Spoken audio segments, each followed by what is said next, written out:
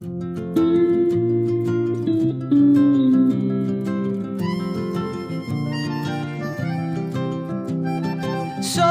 esperança quando vejo o sol nascer, como criança que sorri sem ter porquê.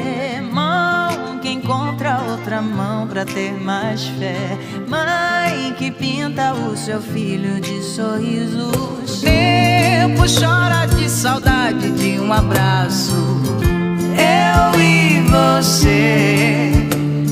Nada pode ser mais forte que esse laço, eu e você. Tá difícil, eu sei, mas tudo isso vai passar e nada, nada vai nos separar. Porque a vida pede mais amor, eu e você. Porque a vida pede mais amor, eu e você.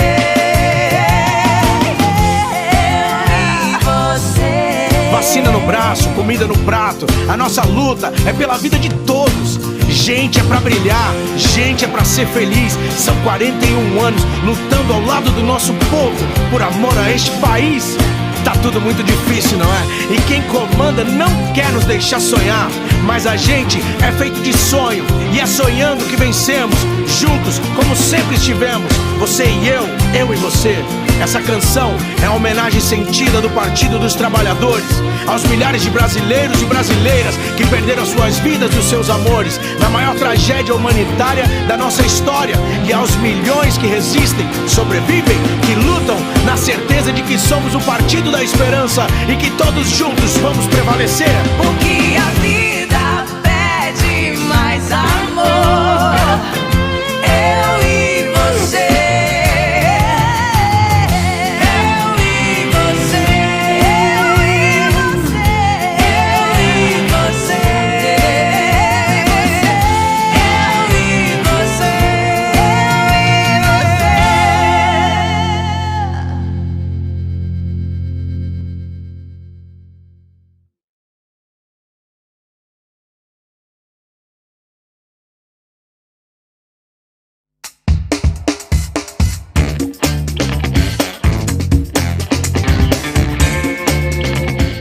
Você sabe, o Brasil está em crise.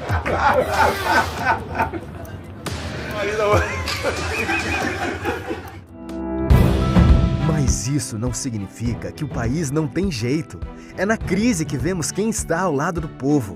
E por acreditar que é possível superar esse momento, que o Partido dos Trabalhadores apresentou o Plano de Reconstrução e Transformação do Brasil. Esse país é muito grande, esse país tem que ser respeitado, esse país tem que ter o direito à paz, ao amor, à esperança. São ações para fazer a economia crescer e o povo ter oportunidade de novo. Porque a esperança do Brasil está no seu povo. É vacina no braço, comida no prato e o povo empregado. Partido dos Trabalhadores, o Partido da Esperança.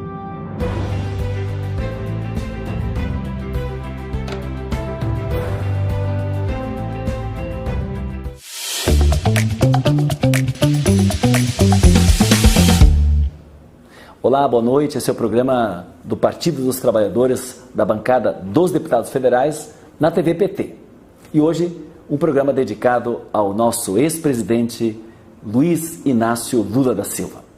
Na sua recente viagem à Europa, quando foi celebrado, premiado e aplaudido o melhor presidente da história do Brasil e o maior líder popular do país, Luiz Inácio Lula da Silva disse: "O Brasil tem jeito." E disse isso com a autoridade que a experiência própria lhe confere.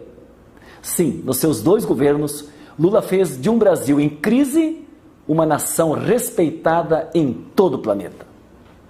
Com Lula, chegamos a ser a 6ª economia mundial. Saímos do mapa da fome, tiramos quase 40 milhões da miséria. Fomos exemplo de preservação ambiental e de distribuição de renda. Nossa diplomacia era respeitada porque atuava com respeito à soberania de todos os povos, de forma civilizada e pacífica, mas nunca subalterna. Mas este homem, que o mundo aplaudiu e aplaude, incomoda muita gente. Gente que não quer ver pobre no orçamento, não quer ver soberania energética, não quer ver povo preto na universidade, não quer médico para todos. Infelizmente, a história nos ensina que toda vez que a massa trabalhadora do Brasil começa a ter alguma chance de melhoria de vida, essa gente que não gosta do Lula, que é velha elite reacionária, mesquinha e ignorante do país, se junta aos interesses, nos seus interesses, não os interesses nacionais, mas das grandes corporações financeiras do mundo, para barrar a ascensão do Brasil e a sua efetiva atuação como potência na geopolítica planetária. E foram esses interesses que se juntaram para criar a maior farsa jurídica da história e condenar Lula. Condenaram Lula para impedir que ele votasse a ser presidente do Brasil. Sim, porque quando a famigerada Lava Jato, pelas mãos do cretino suspeito e incompetente Sérgio Moro, decidiu prender Lula, ele liderava todas as pesquisas e, sem dúvida, voltaria a comandar o país. Bem, mas como dizem, o mundo não gira, ele capota. E apesar dos 580 dias de cárcere, apesar de todas as tentativas de humilhação que lhe ofenderam e machucaram profundamente, Lula se manteve altivo, inteiro e ainda mais corajoso. Hoje Lula está livre, mas não é preciso que a verdade dessa história macabra de covardia que o prendeu era necessário que ela seja contada. Então, é disso que vamos tratar no programa de hoje.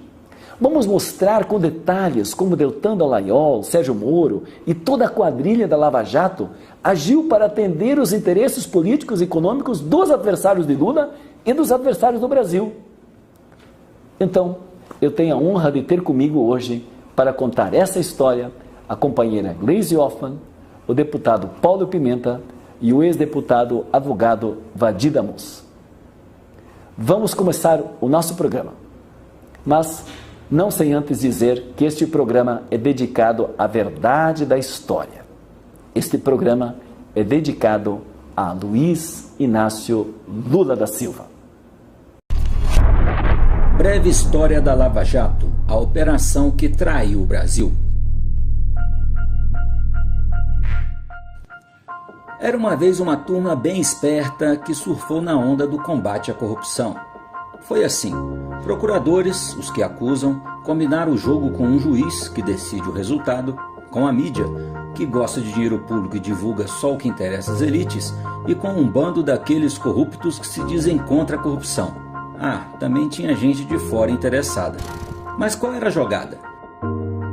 Como o Brasil vinha muito bem obrigado, com cada vez mais direitos para o povão, emprego, comida na mesa, universidade, casa própria, carro e moto, viagem de avião, isso incomodou gente graúda aqui de dentro.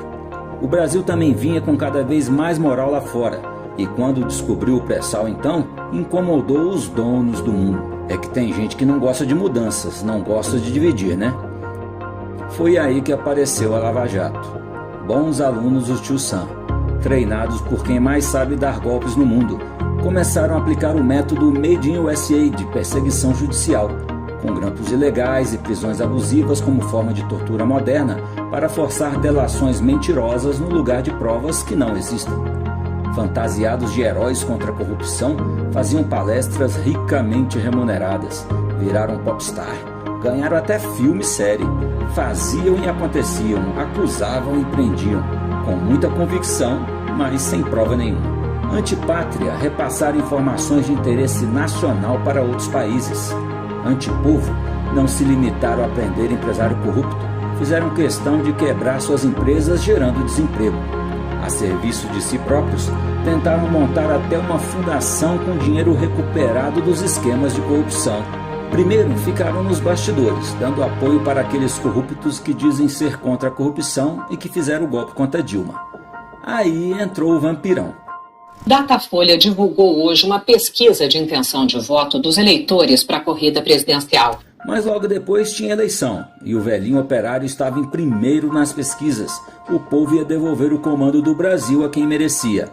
Foi aí que a turma da Lava Jato, ajudada por gente lá dos States, atropelou todas as regras da justiça e criou o maior caô da história do Brasil para tirar do páreo o candidato que seria eleito. E aí você já sabe, ganhou o absurdo. Dizia que era o novo, que era o mito. Mas não tinha nada de novo, e no que inovou foi só para pior. Fogo na mata, desemprego em alta, quase meteu o Brasil em guerra e impôs uma guerra de verdade ao povo, com a fome, a miséria, a Covid e a morte. E aquele juiz que combinava o jogo, lembra? Largou a capa de herói para virar ministro desse mesmo governo que ele ajudou a eleger. Queria ir para o STF, mas não levou. Aí ficou bravo e saiu. No fundo ele queria mesmo ser candidato a presidente. Mas como as suas safadezas vieram a público, sobrou um emprego muito bem pago a serviço de uma consultoria internacional que, vejam só, quer salvar as empresas que ele mesmo quebrou. E foi assim que o Brasil chegou onde chegou. Você entendeu agora o porquê da Lava Jato? Mas não há mal ou mentira que dure para sempre. Agora, o STF anulou todas as acusações sobre o ex-presidente Lula frutos da Lava Jato. Reconheceu o que já sabíamos. A Lava Jato foi um instrumento de perseguição política a Lula. Com isso, Moro deve ser considerado juiz suspeito. A verdade venceu. De que a verdade vai continuar vencendo.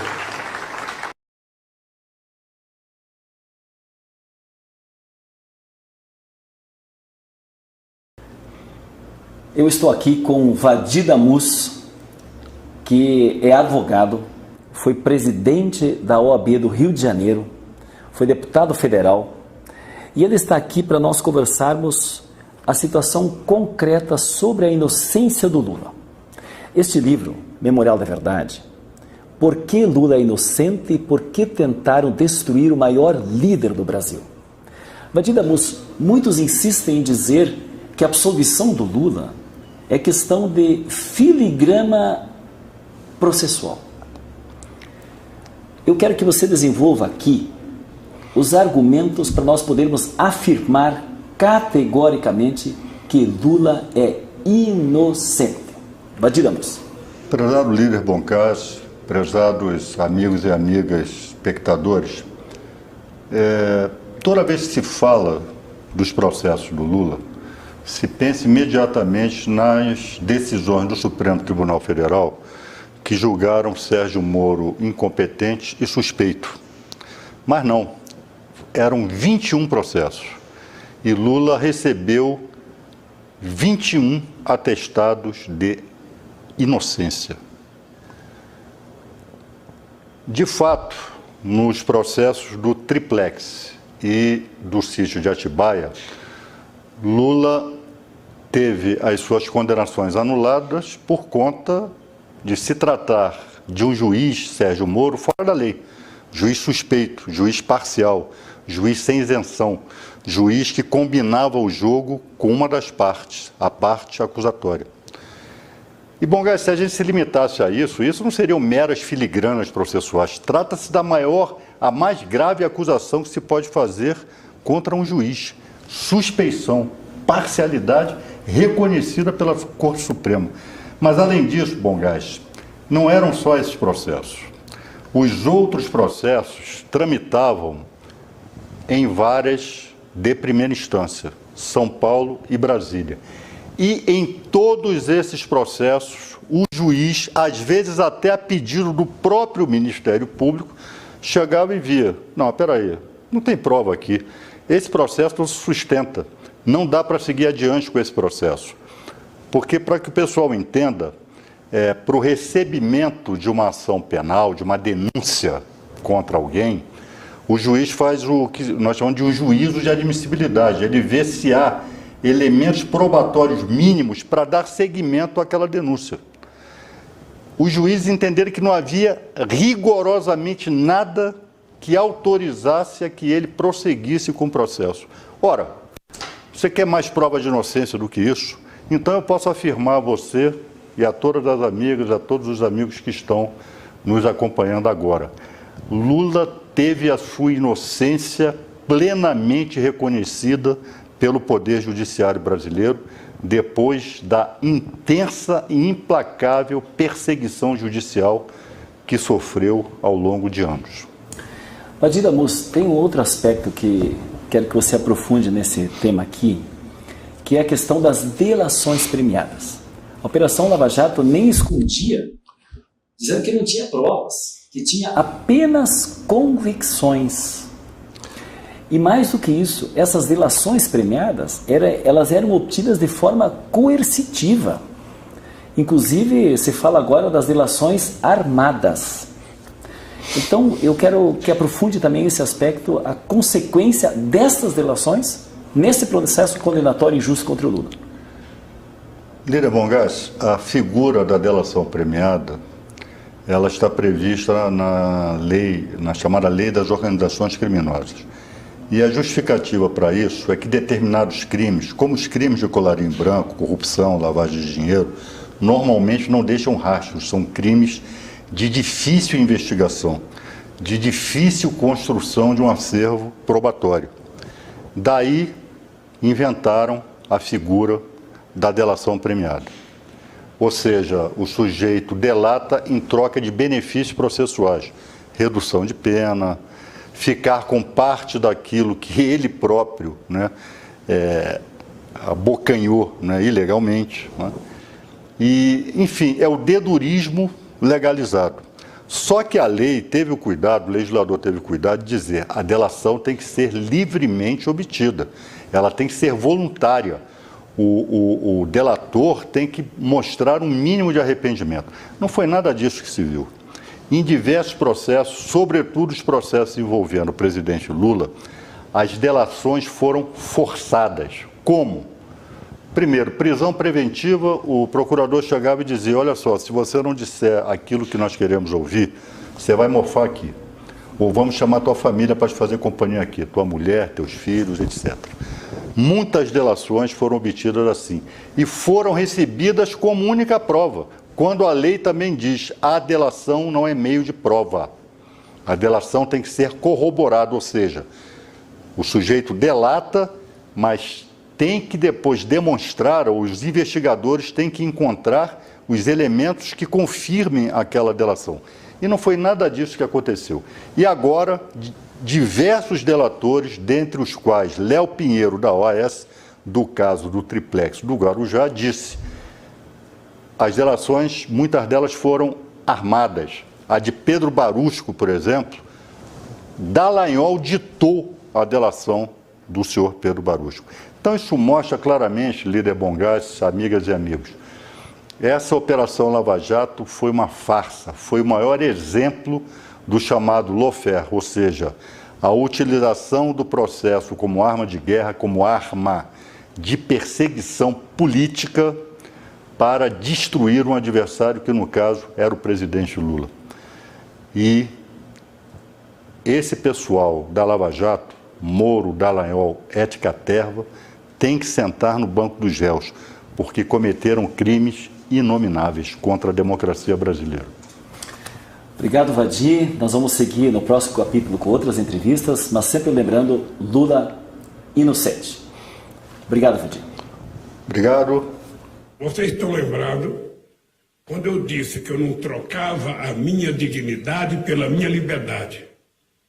E disse que a minha canela não era canela de pombo, eu não ia colocar, sabe, tornozeleira, e que não ia para casa preso porque a minha casa não era cadeia. Muita gente achou que eu estava radicalizando. E eu estava apenas dizendo o que eu sentia. Eu tinha certeza que esse dia chegaria. Estamos no programa coordenado pela bancada do Partido dos Trabalhadores, bancada federal, no programa da TVPT. E nesse momento eu converso com a nossa presidenta do partido, deputada federal Gleisi Hoffmann. E nós sabemos, Gleisi, que a Lava Jato, ela contribuiu para destruir a economia no Brasil. A indústria pesada, a indústria naval, a indústria da construção civil, a Petrobras, inclusive gerando muito desemprego no Brasil. Então é importante que se esclareça para a sociedade brasileira o mal que a Lava Jato fez do ponto de vista da economia e do emprego. Gleisi Hoffmann. É isso mesmo, Bongas. Primeiro quero cumprimentar todos que nos acompanham na TVPT e dizer que o grande feito da Lava Jato foi ter quebrado grandes empresas brasileiras, tirado o emprego de milhões de pessoas, tirado de circulação bilhões de reais, além de ter entregue toda a exploração do nosso petróleo, do pré-sal, aos interesses internacionais. Essa foi a grande obra de Sérgio Moro, que agora é candidato a presidente da República e está dizendo que um dos desafios e que é necessário ao país é gerar empregos. O homem que mais tirou empregos da sociedade brasileira foi Sérgio Moro. Tem um estudo do DIEESE, Bongas, e o pessoal que está nos assistindo, que fez essa demonstração do impacto econômico negativo da Operação Lava Jato. Pois bem, esse estudo do Departamento Intersindical de Estatísticas e Estudos Socioeconômicos, que é o DIEESE, mostrou que ao longo dos 5 anos em que imperou a Lava Jato, ela destruiu 4,4 milhões de empregos e inviabilizou 172,2 bilhões em investimentos na economia brasileira. Esta é a mais grave herança que eles deixaram para o nosso país. E é muito triste isso, né, Bongas? Porque a força da Petrobras, que era a grande empresa contratante de grande parte dessas empresas empreiteiras que empregaram, que desenvolveram a cadeia de petróleo e gás no Brasil, que reavivaram aí a nossa indústria naval, a criminalização da Petrobras e a entrega dos interesses do petróleo brasileiro ao estrangeiro, principalmente ao Departamento de Justiça americano, fizeram com que a Petrobras hoje ficasse refém dos interesses privados internacionais, cobrasse a gasolina, o diesel e o gás que estão cobrando hoje com preço exorbitante para distribuir lucro para acionista privado. Esse foi o feito que Sérgio Moro conseguiu com a Lava Jato, né? Ou seja, desestruturar a maior ação de investimentos no país e de geração de empregos e destruir empresas nacionais, porque ao invés dele, se queria combater a corrupção, ir atrás, né, e penalizar quem praticou corrupção nessas empresas privadas, ele fez acordo de delação premiada com esses executivos para que eles incriminassem outras pessoas, principalmente PT e Lula, e esses executivos puderam ter somas de dinheiro guardadas, eles não precisaram pagar nada, e essa situação destruiu as empresas, quase todas entraram em falência, colocando na rua muita gente. Então é uma tristeza a gente ver esse saldo hoje e ver o que está acontecendo com a nossa Petrobras. Um prejuízo enorme para a economia, para os empregos do Brasil, mas o Lula, presidenta Gleisi, e isso sempre me chama muita atenção, a parcialidade do Moro, todo o processo que foi feito contra o Lula, e o Lula resistiu. O Lula teve a oportunidade, inclusive, de ter acordos para sair da cadeia, são 580 dias injustamente preso, e ele disse, não, eu sou inocente e eu vou provar a minha inocência. Isso é tão importante e teve uma mobilização social permanente sobre isso. Eu gostaria que você aprofundasse esse tema porque ele foi tão importante, foi essa referência para o mundo, agora ele volta a viajar ao mundo, é um estadista respeitado internacionalmente e aqui ele teve essa dignidade de não trocar a sua inocência exatamente pela garantia, certeza e convicção que ele tinha e o apoio popular que ele também teve naquilo que ele sempre fala, né, Gleisi? Aquele bom dia, presidente Lula, boa tarde, presidente Lula, boa noite, presidente Lula, que o revigoraram para sair mais forte do que, infelizmente, a ação que ele sofreu por parte da Lava Jato. É a coragem de quem tem a verdade ao lado, né, Bongas? Porque o Lula sempre disse, o que eles estão fazendo é mentira, isso é um jogo, é para perseguição política e é para mudar o rumo e o projeto do país. E hoje nós estamos vendo que exatamente é isso mesmo. E o Lula foi aquele homem que teimou. Aliás, ele aprendeu com a mãe dele, com a dona Lindu, dizia, teima meu filho que dá certo. Ele teimou, nós teimamos, nossa militância, aqueles que sempre acreditaram na verdade, acreditaram em Lula, e sempre fizemos o debate e o enfrentamento com a sociedade, mesmo nos momentos mais difíceis. Por isso eu quero aqui fazer um agradecimento muito grande a nossa militância e todos aqueles que estiveram nesses momentos conosco. E o Lula conseguiu provar sua inocência e provar a parcialidade de Sérgio Moro. Tanto que os 3 processos que foram sob coordenação do Moro, condenando o Lula, foram anulados pelo Supremo Tribunal Federal.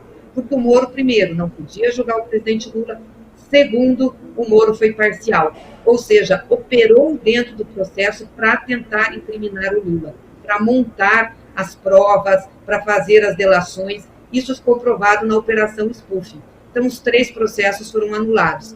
E depois disso, ele ganhou mais 18 processos fora da vara de Curitiba. Em todos, Lula foi inocentado. Então, hoje, o presidente Lula é um homem livre e inocente. É um homem que provou sua inocência nessa luta, mostrando o que foi o processo de perseguição da Lava Jato. E, mais do que isso, mostrando que isso ocasionou para o Brasil. Ocasionou para o Brasil essa dor toda do povo brasileiro, levou Jair Bolsonaro a sentar na cadeira da presidência da República. Não vamos nos esquecer que foi Sérgio Moro, como algoz de Lula, que o impediu de ser candidato a presidente da República e ajudou o Bolsonaro a se eleger. Depois se tornou ministro, saiu do ministério e agora ele é candidato a presidente da República. Ele vai ter que explicar ao povo brasileiro por que hoje a gasolina é cara, o diesel é caro, o gás de cozinha é caro. Porque isso é obra dele, da entrega de todos os segredos da Petrobras aos Estados Unidos e do desmanche de toda a política de exploração do pré-sal que foi feita com a produção grande de petróleo que o Brasil tem. O Brasil consegue ter uma grande produção e, infelizmente, hoje está exportando petróleo cru e importando gasolina, diesel e vendendo caro para o seu povo. Então, esse foi o feito. E isso o Lula está demonstrando. Demonstrou a sua inocência, demonstrou a verdade que estava do lado dele e agora está demonstrando que essa gente que era arauto da moralidade foi quem, de fato, quebrou o Brasil, levou as nossas empresas à bancarrota e está ocasionando, de novo, a fome, a miséria para o povo brasileiro, a inflação, o desemprego, essa tragédia toda que nós estamos vivendo no país. E, presidenta Gleisi, não adianta agora o Bolsonaro criticar o Moro ou o Moro criticar o Bolsonaro. Porque quando o Bolsonaro colocou no Ministério da Justiça, ele reconheceu que ele só ficou presidente porque o Moro agiu desse jeito na Lava Jato. E a outra frase que eu sempre uso é da esposa do Moro, quando ela disse: quando eu vejo o Moro e o Bolsonaro, é uma coisa só. Então o projeto é o mesmo da destruição do Brasil. Presidenta Gleisi, muito obrigado. E Lula é livre, inocente e elegível. E é isso que preocupa os nossos opositores. Obrigado, Gleisi. É isso mesmo, Bongás. E é o esperançar do Brasil.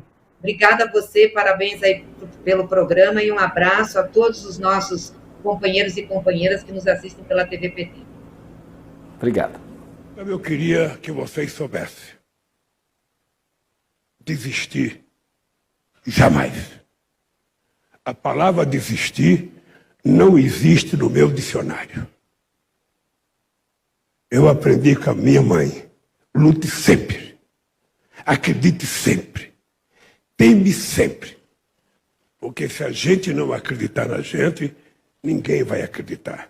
Se você não se respeitar, ninguém vai se respeitar. Eu tenho a satisfação de ter neste momento no programa da bancada do Partido dos Trabalhadores na TV PT a presença do deputado Paulo Pimenta. E eu preciso fazer esse registro porque o Paulo Pimenta foi líder da bancada do PT na Câmara dos Deputados no momento mais duro, mais difícil, em que o Lula foi condenado tão injustamente, ficou os 580 dias preso em Curitiba. E é importante, Pimenta, que a gente possa dizer para o país inteiro, para toda a sociedade, o quanto essa operação da Lava Jato esteve vinculada com o Departamento de Justiça dos americanos, qual a influência da CIA nesse processo, o que essas riquíssimas empresas, os interesses americanos, do Império Americano, tinham na economia brasileira para fazer com que o Lula fosse tão injustamente penalizado e condenado. Qual é essa relação da Operação Lava Jato com a condenação e a perseguição do nosso querido Lula? Olha, Elvino, do meu ponto de vista, existem já documentos e provas suficientes que demonstram que a Lava Jato, além de uma operação política, ela também era uma operação de cunho econômico, né? Especialmente financiada e apoiada pelos Estados Unidos e particularmente pelas petroleiras, né? Principalmente a partir da descoberta do pré-sal, se ampliou muito o interesse dos Estados Unidos numa mudança na filosofia, né? do tipo de governo que nós tínhamos no Brasil. E existem inúmeros encontros, reuniões de trabalho que consolidaram uma espécie de uma parceria, onde particularmente o Moro, o Dallagnol, mas também outros procuradores, fizeram inclusive treinamento nos Estados Unidos. Receberam todo o apoio dos americanos, um apoio ilegal. Estabeleceram termos de cooperação totalmente ilegais, né? Receberam documentos de forma paralela à legislação brasileira, estabeleceram também com procuradores na Suíça e com procuradores americanos, né, métodos de trabalho que são totalmente inconstitucionais. A parceria que foi feita para que a Petrobras fosse condenada pelos acionistas minoritários da Petrobras nos Estados Unidos é algo criminoso. É onde a Lava Jato agiu como uma espécie de assistente de acusação. Ela esteve ao lado dos Estados Unidos contra o Brasil. Por isso, inclusive, Elvino, eles foram remunerados com aqueles famosos 2,5 bilhões de reais. Aquilo foi uma espécie de pagamento dos americanos por serviço prestado, né, pela Lava Jato aos interesses norte-americanos no Brasil. Então, não há como a gente compreender a Lava Jato sem ter essa dimensão. E existe um dado que é fundamental, né? Quer dizer, o primeiro projeto aprovado na Câmara dos Deputados, depois que a Dilma foi afastada, foi o projeto que alterou as regras de exploração do pré-sal, né? Que permitiu, então, que as grandes petroleiras norte-americanas, que as multinacionais pudessem abocanhar a nossa riqueza. Isso não aconteceu por acaso, né? E os documentos comprovam isso e certamente, num determinado momento, a Lava Jato será responsabilizada pelo prejuízo que ela causou para a indústria brasileira, mas particularmente para a Petrobras e para a indústria petroleira brasileira de uma forma geral. Paulo Pimenta, aqui nós afirmamos há muito tempo agora, depois que o Moro foi considerado suspeito, né, desse processo, primeiro ele era incompetente porque não podia atuar na vara em Curitiba, os processos em relação ao Lula, nesse caso, depois a suspeição do Moro, e nós podemos afirmar isso, ele realmente é suspeito. Acho que a gente precisa trabalhar esses argumentos com a comunidade brasileira. E eu queria dizer mais, falcatruas de Moro e Dallagnol, juiz aliado, combinando o jogo com o procurador, sem periciar provas, negando habeas corpus, vazamentos seletivos, e de que forma esta ação do Moro, da Lava Jato, contribuíram para a eleição de Bolsonaro? Olha, Elvino, eu costumo dizer que sem a Lava Jato jamais teria existido o Bolsonaro, né? O Bolsonaro, na minha opinião, ele é fruto dessa perversa aliança, esse consórcio, especialmente com a grande mídia e a Lava Jato, mas de forma específica da Globo com o Moro, né? Que criaram esse ambiente de envenenamento das instituições, de criminalização da política, e que proporcionou que nesse ambiente emergisse uma figura como o Bolsonaro, né? O que nós estamos assistindo hoje no Brasil é uma espécie de uma tentativa de reconstrução da imagem do Moro.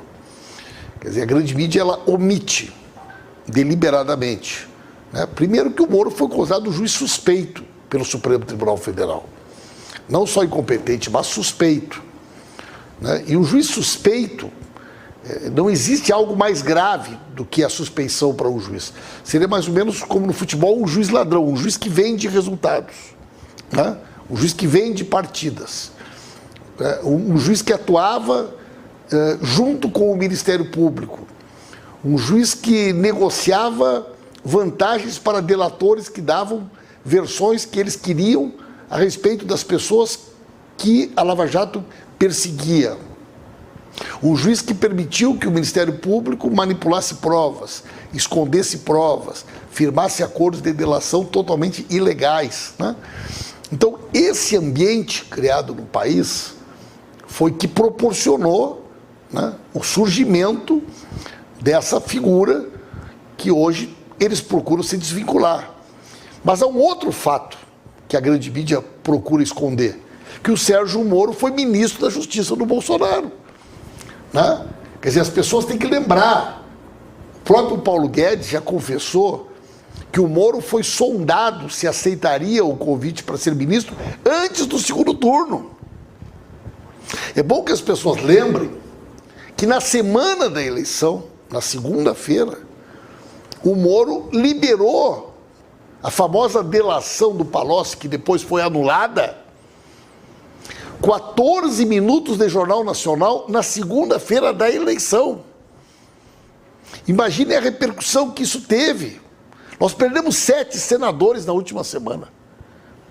Nós perdemos centenas de milhares de votos que poderiam ter alterado, inclusive, a composição do Congresso Nacional. E isso foi uma ação direta do Sérgio Moro. Uma delação que havia sido rejeitada pela Polícia Federal, rejeitada pelo Ministério Público Federal e que ele decidiu tornar pública na semana da eleição, Elvino.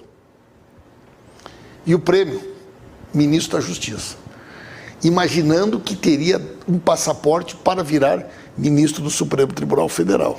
Pimenta, isso era uma orquestração da equipe da Lava Jato de Curitiba, numa combinação com a mídia, porque a grande imprensa sempre sabia antes, estava antes para acompanhar e a fazer uma pirotecnia de divulgação e, inclusive, o episódio do TRF4 em Porto Alegre. Que montagem foi absurda foi aquela, gastando dinheiro e criando uma imagem como se tivesse um bandido, uma perseguição, e tudo isso acabou em nada, acabou na absolvição de todos os processos.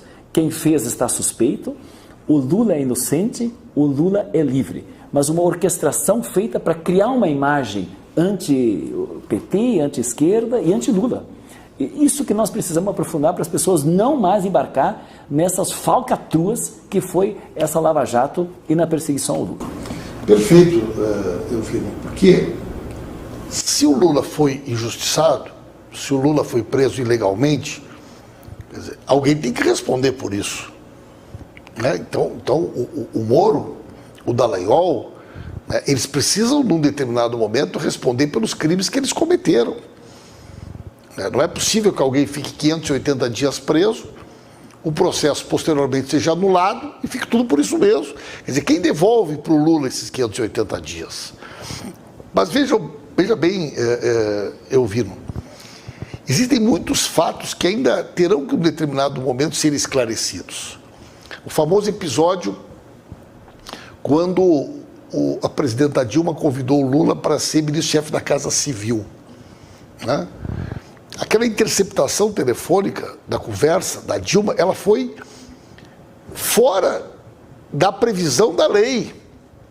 Aquilo ali aconteceu por volta das 13 horas, Elvino. Às 17 a Globo já tinha divulgado. Existiam 23 áudios que comprovavam que o Lula nunca teve interesse em ser ministro para fugir das investigações. Os 22 foram omitidos e mandaram só um para o Gilmar Mendes, manipulando o Supremo Tribunal Federal. O episódio do TRF4, que você lembrou, o processo do Lula foi puxado para cima da pilha,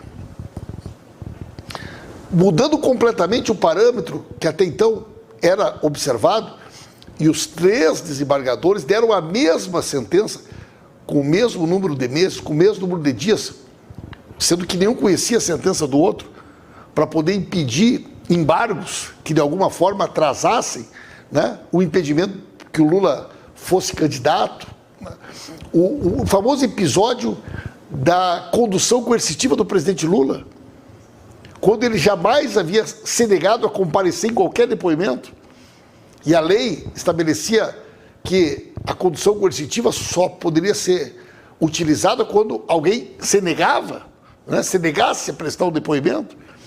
Então, o famoso episódio do habeas corpus, concedido pelo TRF4, pelo desembargador Rogério Favretto, que o Moro se negou a cumprir, a justiça se negou a cumprir. Então tudo isso ainda precisa ser aprofundado, porque isso vai revelar as verdadeiras conexões dentro e fora do Brasil da Lava Jato. Não é à toa que o Moro está se apresentando como candidato desse consórcio, do consórcio que deu o golpe contra Dilma, que perseguiu o Lula, né? E nós temos que construir essa narrativa, porque está evidente o esforço da grande mídia corporativa em tentar esconder da sociedade brasileira uma parte da história e recuperar, né, aquela imagem do Moro herói, que nós sabemos que de herói nunca teve nada. Mas cabe a nós fazermos esse debate e levarmos essas informações que inclusive estão aqui, né? Estão aqui nesse livro, que é fundamental que todo mundo conheça, que traz no detalhe todos os processos e todos os processos que foram anulados ou que o Lula já foi absolvido e que desmontam a verdadeira farsa da Lava Jato. Pimenta, inclusive, chegaram a fazer interceptações telefônicas no escritório do advogado. E aqui eu queria saudar o Cristiano Zanin, a Valesca, o escritório, e saudar todos os advogados que estiveram nesse processo, que foram totalmente fora da lei pela equipe do Moro. Isso é uma coisa criminosa, que nem na época da ditadura aconteceu.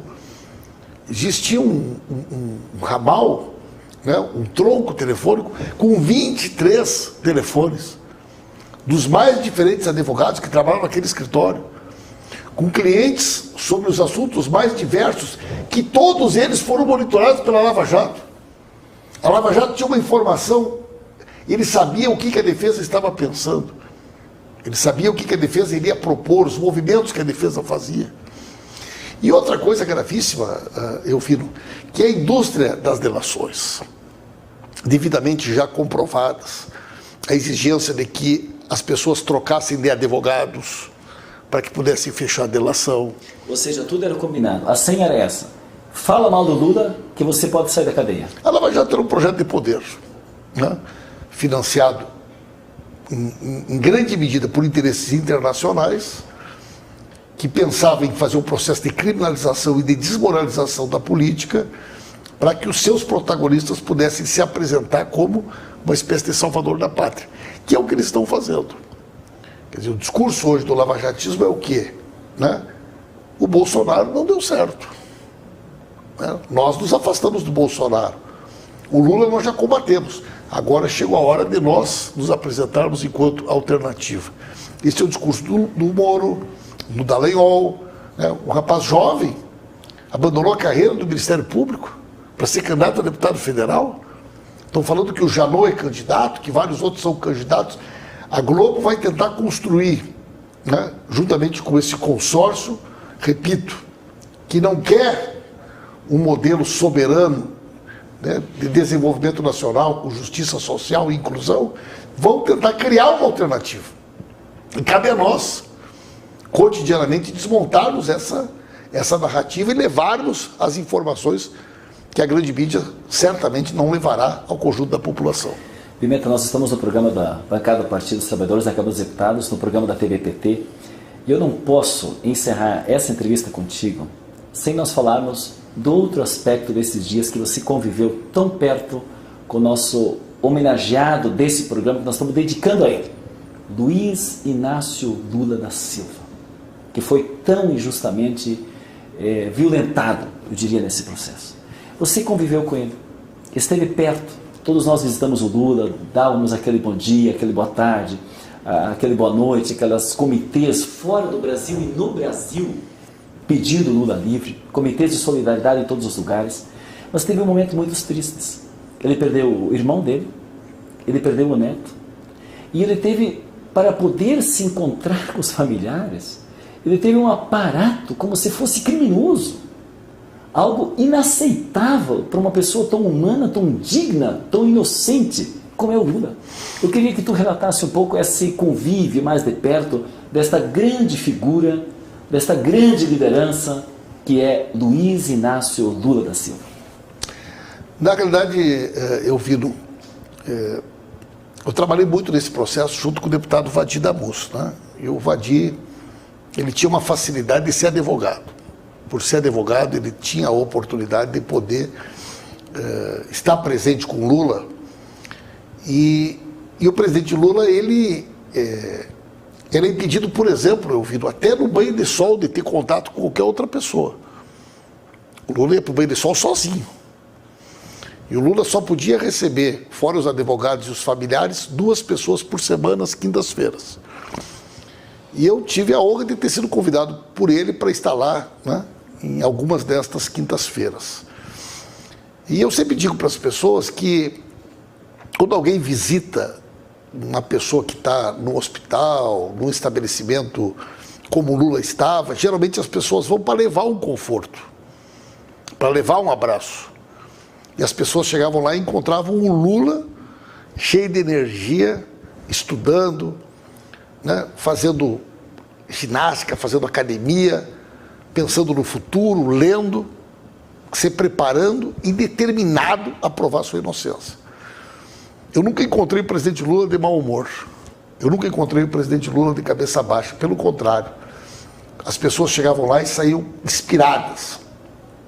E cada vez que o presidente Lula ouvia aquele bom dia, aquele boa tarde, aquele boa noite, é como se aquilo recarregasse a sua bateria, né? A sua energia. E ele sabia que aquelas pessoas que estavam lá, na realidade, representavam um universo muito maior de brasileiros e brasileiras que gostariam de estar ali no Natal, no Ano Novo, no aniversário e assim por diante, né? Agora, é evidente, líder, que 580 dias preso, uma pessoa de quase 75 anos. Curitiba é uma cidade fria, uma cidade úmida. Muitas vezes o Lula ficava de sexta-feira a segunda-feira, de sexta a segunda, sem ver ninguém, nos feriados, né? Natal, Ano Novo, Semana Santa, Carnaval, ficava às vezes 4, 5 dias sem falar com ninguém. E viveu momentos dramáticos, quando ele perdeu o neto, quando ele perdeu o irmão, né? Quando ele foi impedido de ter direito que qualquer outra pessoa, pela lei de execuções penais, tinha, né? Num processo odioso de perseguição. E ele mostrou, né, exatamente com a sua conduta, com a sua determinação, com a sua dignidade, ele mostrou um caminho de resistência, que é para todos nós inspirador.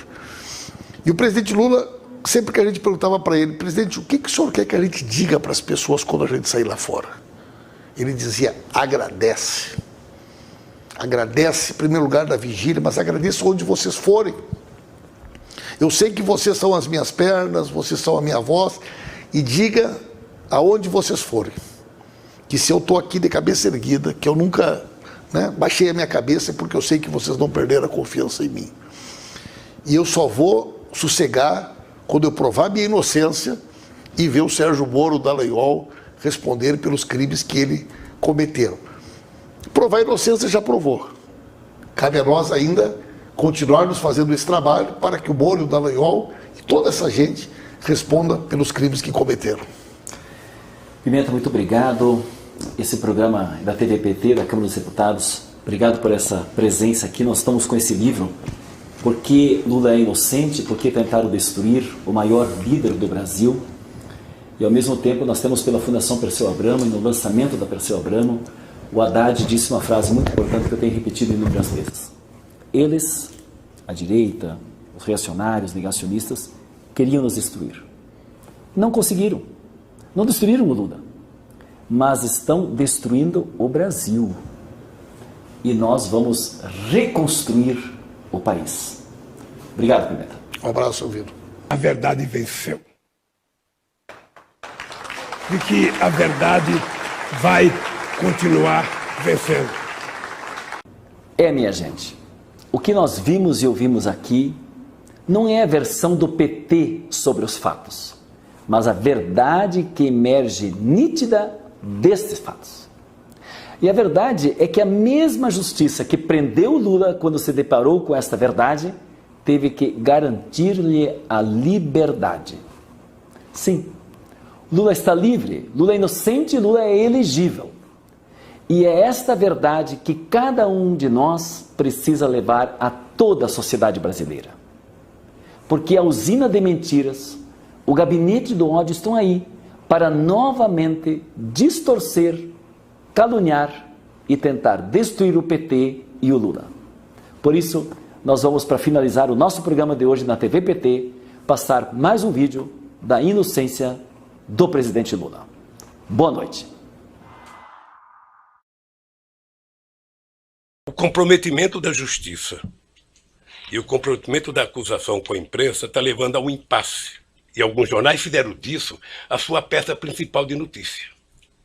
E eles estão com dificuldade, como é que isso vai acabar se esse tal de Lula foi inocente? Como é que nós vamos prestar contas aos nossos telespectadores, aos nossos ouvintes, se de repente esse Lula não cometeu o crime que disseram que ele cometeu? Porque esse é o problema da mentira, que depois você não tem como voltar atrás. O Supremo Tribunal Federal resgatou definitivamente a inocência de Lula nas 4 ações da Lava Jato contra o ex-presidente. As ações ilegais do triplex, do sítio de Atibaia, do terreno e das contribuições ao Instituto Lula foram anuladas. Entre março e junho deste ano, nos julgamentos do STF em que o ex-juiz Sérgio Moro foi declarado parcial e suspeito. Até porque ele nunca teve a competência legal para julgar Lula. Eu sei de que eu fui vítima da maior mentira jurídica contada em 500 anos de história. Lula também foi absolvido ou teve as denúncias arquivadas porque não tinham justa causa nem base em fatos, em outros 17 processos que já foram julgados fora da vara que era comandada por Moro. Agora, o ex-presidente é oficialmente um homem livre e inocente. Em todos os lugares onde o presidente Lula foi julgado fora de Curitiba, ele foi absolvido ou as acusações foram sumariamente encerradas. Apenas em Curitiba é que houve a condenação, porque o juiz era parcial. Ficou claro que o ex-juiz Sérgio Moro agia com motivações políticas. Então, importante dizer, o presidente Lula é inocente e não tem nenhuma ação que ele tenha perdido, seja no Supremo, seja em primeira instância, seja em segunda instância, todas foram favoráveis ao presidente Lula. E agora Lula está livre, inocente, desinterditado, com seus direitos políticos recuperados. Portanto, Lula é sim um cidadão inocente perante a lei, a justiça e a Constituição brasileira. Está mal informado ou agindo de má fé quem insiste em não reconhecer a real condição do ex-presidente. No Brasil, assim como em todos os países democráticos do mundo, qualquer cidadão que não está condenado de forma definitiva, que tenha sido absolvido ou que teve as acusações anuladas, é inocente. Eu estou aqui, de cabeça erguida, com a moral elevada, totalmente inocentado.